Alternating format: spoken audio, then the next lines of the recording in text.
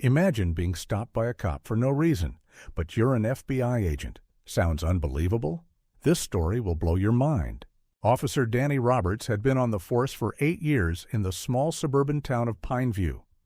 Known for his impulsive decisions and quick temper, he prided himself on his ability to spot trouble. It was a slow Tuesday evening when his radio crackled with a vague description of a suspicious individual near the Pineview Mall. Danny pulled his cruiser into the parking lot and immediately spotted a tall black man in a suit leaning against a sleek black SUV talking on his phone. The man was clean-cut, his posture confident, but Danny's instincts told him something was off. "That's got to be him," he muttered to himself, stepping out of his car. The man glanced up, briefly meeting Danny's eyes before returning to his phone call. That casual indifference irked Danny. He strode over, his hand hovering near his holster. "Hey, you! What are you doing here?" The man ended his call and turned to face Danny, his expression calm but firm. "Good evening, officer. Is there a problem?" Danny's suspicion only deepened. "I'll ask the questions here.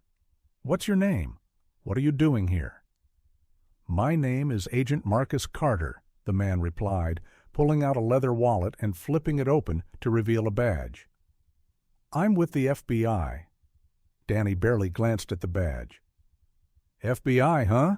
That's convenient. Mind if I see some ID?" Marcus raised an eyebrow but complied, handing over his identification. Danny studied it, his jaw tightening. Something about this man's confidence irritated him. "This could be fake," Danny said, tossing the ID back. "Turn around and put your hands on the car." "Excuse me?" Marcus's voice remained steady, but a flicker of disbelief crossed his face. "Officer, I've identified myself. There's no need for this." Danny's hand moved to his holster. "I said, turn around. Now." Reluctantly, Marcus complied, his jaw tightening as Danny cuffed him. A small crowd began to gather, some onlookers recording the scene with their phones. "This is a mistake," Marcus said evenly. "I'm trying to remain patient, but you're making a serious error." Danny ignored him, leading Marcus to the cruiser and shoving him into the back seat. As he drove to the station, Danny felt a twisted sense of satisfaction. Something about taking this man down a peg felt right, but he had no idea what storm he was about to unleash. At the Pineview police station, Officer Danny Roberts marched Agent Marcus Carter into a stark interrogation room. The walls were bare except for a dull clock that ticked loudly in the silence. Marcus sat in the metal chair with a sense of calm that only irritated Danny further. "Sit tight," Danny barked, dropping Marcus's wallet and phone on the table with an audible thud. Marcus, unfazed, adjusted his cuffs slightly, his expression neutral. Danny leaned on the edge of the table, pointing at the badge he'd just pulled from Marcus's wallet. "Where'd you get this? Some costume shop?" he sneered, ignoring the FBI logo embossed on the badge. Marcus sighed, his patience visibly wearing thin. "Officer Roberts, is it? I've already identified myself. You have my ID, my badge, and my word. What exactly are you looking for?" "The truth," Danny snapped. He leaned closer, his tone dripping with disdain. "You think flashing some shiny badge gives you a free pass to wander around my town, acting all high and mighty? Not happening." Marcus's dark eyes didn't waver. "Officer, I'm here on official FBI business. Call my office. Verify my credentials. You'll see this is unnecessary." Danny straightened up and folded his arms. "Why don't you tell me why an FBI agent would be hanging out near the mall, looking suspicious?" Marcus's calm demeanor finally cracked, just slightly. "Suspicious? What exactly about me looked suspicious, Officer Roberts? The suit? The car? Or maybe it's the color of my skin?" Danny stiffened. "Watch your tone." Before he could say more, the door opened with a loud creak. Captain Linda Hayes strode in, her face a mixture of anger and disbelief. "Roberts, what the hell is going on here?" she demanded. Danny turned to her, startled. "Caught this guy acting suspicious, ma'am. Claims he's FBI, but I think he's a fake." Linda's eyes darted to Marcus, and her expression froze. "Agent Carter?" Marcus nodded. "Captain Hayes, I assume you'll clear this up quickly?" Linda's face went pale. "Roberts, uncuff him, now." Danny hesitated. "But do it now," she barked. Danny reluctantly removed the cuffs, and Marcus stood, brushing himself off. "Thank you," Marcus said, rolling his wrists. "Captain Hayes, I trust we can discuss this matter further in private?" "Of course," Linda said. She turned back to Danny with a glare that could cut glass. "In my office, now." Danny followed, his face red with embarrassment. As the door closed behind them, Linda exploded. "Do you have any idea what you've done? Marcus Carter is one of the top agents in this region. He's here on a joint task force investigating a federal case, and you arrested him?" Danny stammered. He didn't." Linda held up a hand. "Stop, just stop. I've got reporters calling, I've got the FBI on my back, and it's all because of your inability to handle a situation properly." Danny felt a pit form in his stomach. He'd messed up. Badly. The fallout was swift and brutal. Video footage of the arrest had already made its way onto social media by the time Danny left the station that evening. The clip, which showed him cuffing Marcus while ignoring his badge, sparked immediate outrage. Within hours, hashtags like #racialprofiling and #justice for Carter were trending. News outlets picked up the story, framing it as yet another example of systemic racism in law enforcement. Danny's name and face were plastered across headlines. "Local cop arrests FBI agent in shocking incident," one article read. The comments below were even worse. At home, Danny sat in front of his laptop, scrolling through endless posts condemning him. Some called for his immediate firing, while others demanded he be charged for violating Marcus's rights.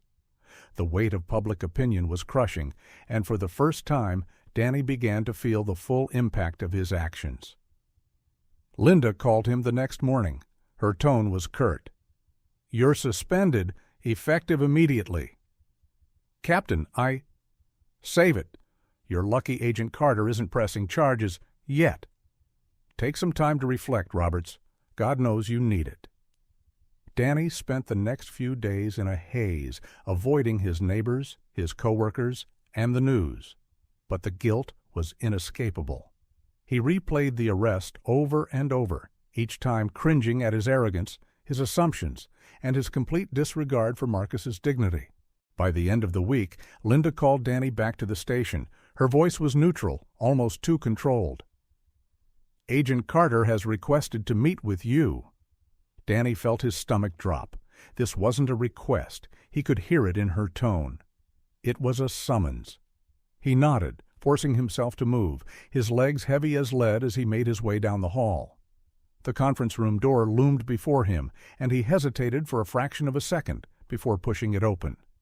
Agent Marcus Carter sat at the long table, his posture composed, his expression unreadable. The same quiet authority that had unsettled Danny before still lingered in the air around him. But today there was something else.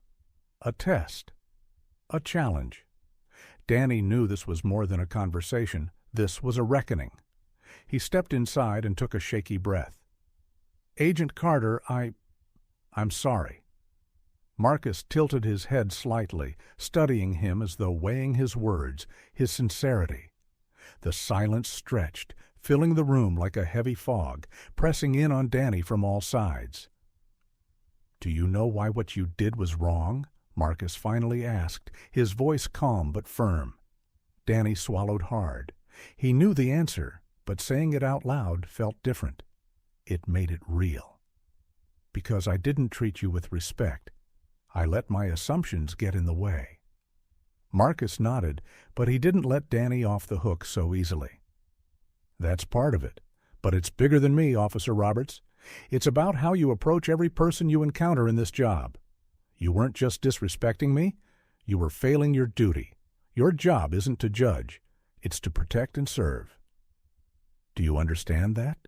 Danny nodded, shame creeping up his neck. "I do, and I promise, I'll do better." Marcus leaned back in his chair, his sharp gaze locked onto Danny's. "I hope so, because next time you might not get a second chance." Danny exhaled slowly, nodding. He knew Marcus wasn't just talking about himself. There were real consequences to the way he carried himself as an officer, consequences that could change lives, or worse, end them. Marcus let the words settle before he spoke again. "This job demands more than a badge.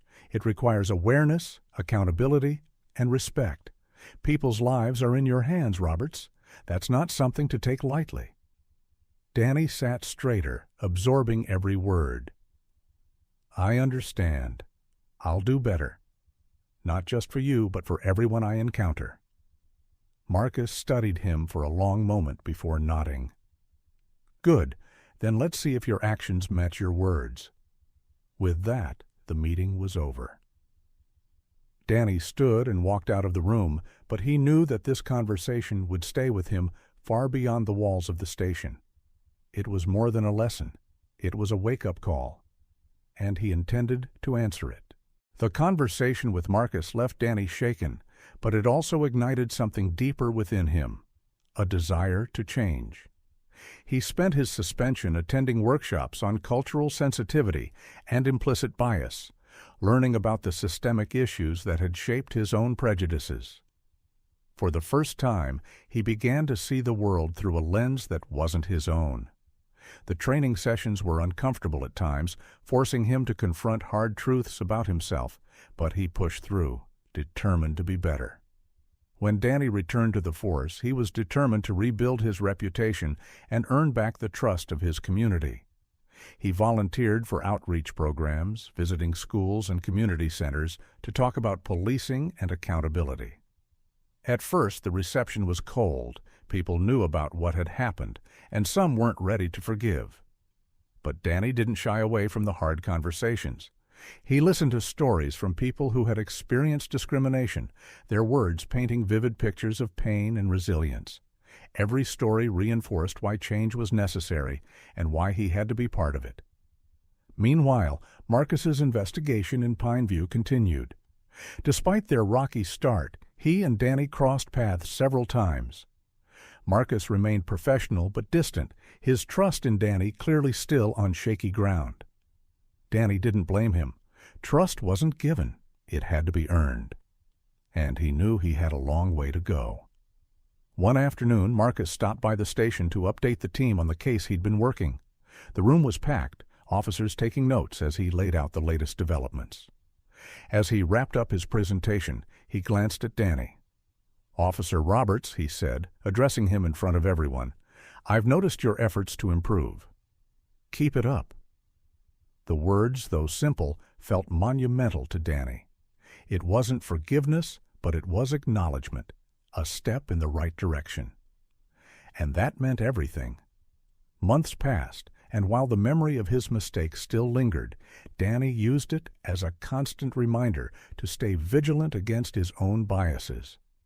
He worked harder, not just at being a better officer, but at being a better person. His fellow officers noticed the change, how he took extra time with community members, how he asked more questions instead of making assumptions. Slowly, the skepticism that had surrounded him began to fade. One evening, while patrolling a neighborhood he had once overlooked, Danny responded to a call about a domestic dispute. When he arrived, he found a young black man standing outside his home, visibly shaken.